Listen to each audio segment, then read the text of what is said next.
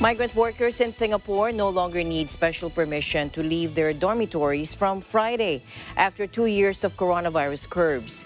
But campaigners criticized the decision to maintain some discriminatory restrictions. Around 300,000 migrant workers, many of them from South Asia, live in dorms in the prosperous city-state where they are typically packed into shared rooms and sleep on bunk beds. The vast complexes were hit by COVID-19 and it was locked down at the start of the pandemic. Take a look.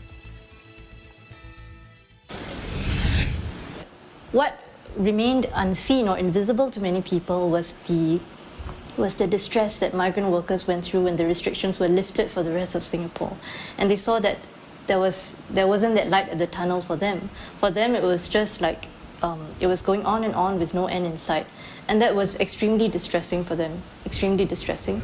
So now that it's finally coming to an end, we hope things will improve.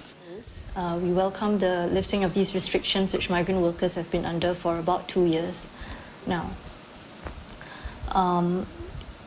Although, of course, those restrictions that are still in place, it's still discriminatory in the sense that the rest of Singapore didn't even have Trace Together since, I think, about 2 months ago.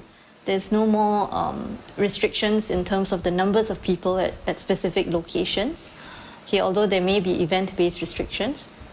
But for the rest of us, we don't have movement restrictions anymore. We don't even have movement tracing.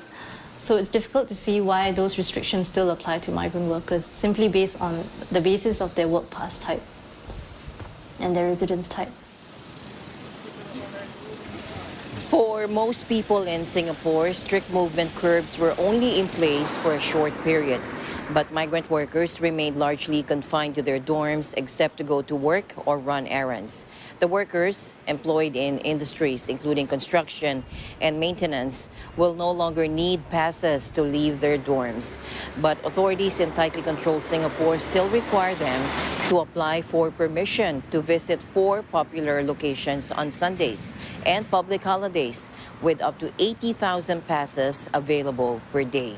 The measure is to manage potential high footfall in those areas, according to the Labor Ministry spokesperson.